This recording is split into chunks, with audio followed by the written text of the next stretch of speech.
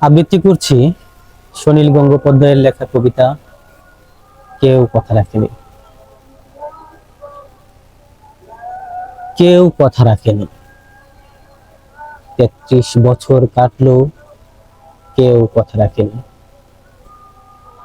ছেলেবেলায় এক দুষ্টুমি তার আগমনী গান হঠাৎ থামিয়ে বলেছিল, শুক্লা দ্বাদশীর দিন বাকি অন্তরাটুকু শুনিয়ে যাবে।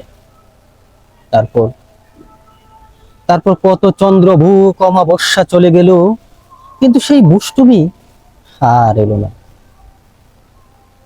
25 বছর প্রতীক্ষায় আছি। মামা বাড়ি মাঝি নাদের আলী বলেছিল, বড় হও দাদা ঠাকুর, তোমাকে আমি 3 প্রহরের বিল দেখাতে নিয়ে যাব। সেখানে সেখানে পদ্ম ফুলের মাথায় সাপ আর ভ্রমর খেলা করে। নাদের আলী, আমি আর কত বড় হব? আমার মাথা এগোরের ছাদ ফুরে আকাশ স্পর্শ করলে তারপর তুমি আমায় 3 প্রহরের বিল দেখাবে? একটাও রয়্যাল গুলি কিনতে পারিনি কখন। লাঠি লজেন্স দেখিয়ে দেখিয়ে চুষেছে লস্কর বাড়ির ছেলেরা। ভিখারির মতন চৌধুরীদের গেটে দাঁড়িয়ে দেখেছি ভিতরে রাস উৎসব। অবিরল রঙের দ্বারার মধ্যে সুবর্ণ কঙ্কন পরা ফর্সা রমণীরা কত রকম আমোদে হেসেছে, আমার দিকে ফিরেও চাইনি।